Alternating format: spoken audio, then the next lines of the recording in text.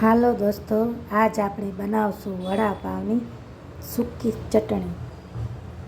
તેની સામગ્રી છે: ગેસ ઉપર આપણે એક બર્તન રાખશું. તેમાં આ બધી વસ્તુ આપણે શેકી લેવાની છે, ગુલાબી રંગની થાય ત્યાં સુધી હળવેકથી. તો આપણે સિંગદાણા એડ કરીશું.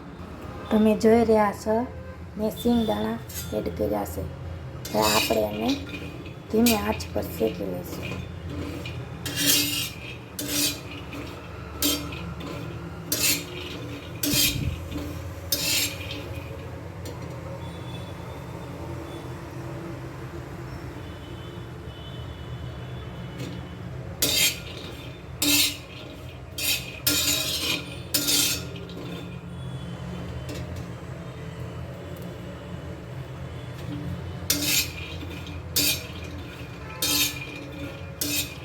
સિંગદાણા શેકાઈ રહ્યા છે ધીમી આંચ પર.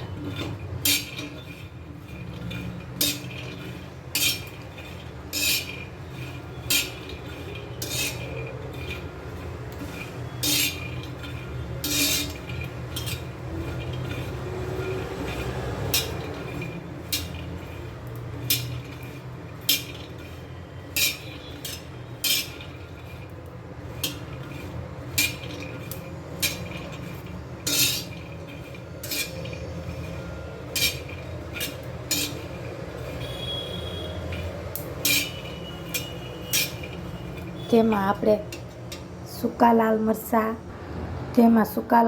આપણે એડ કરીશું. હવે શેકી લઈશું હળવાથી. થોડાક મોળા અને થોડાક તીખા બંને મરચાં લીધા છે મેં. તેને આપણે શેકી લઈશું.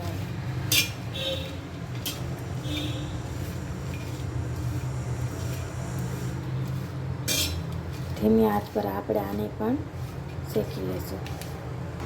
હવે આપણું લસણ પણ થોડુંક શેકી લઈશું.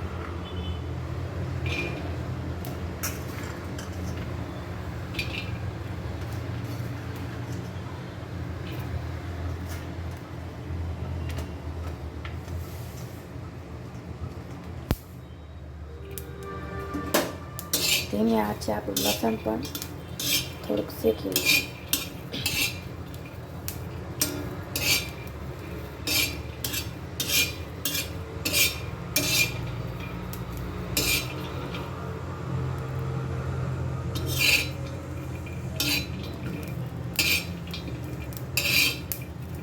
આપણી ચટણીનો સ્વાદ મસ્ત આવે.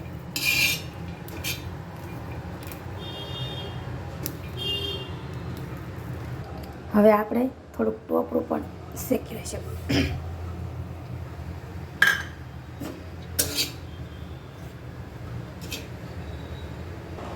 હવે આ બધી મસાલાને આપણે થોડી વાર ઠરવા દઈશું. આ બધું હજી ગરમ છે. ઠરી જાય પછી આપણે એને ક્રશ કરી લઈશું. તૈયાર છે આપણી સૂકી લાલ ચટણી.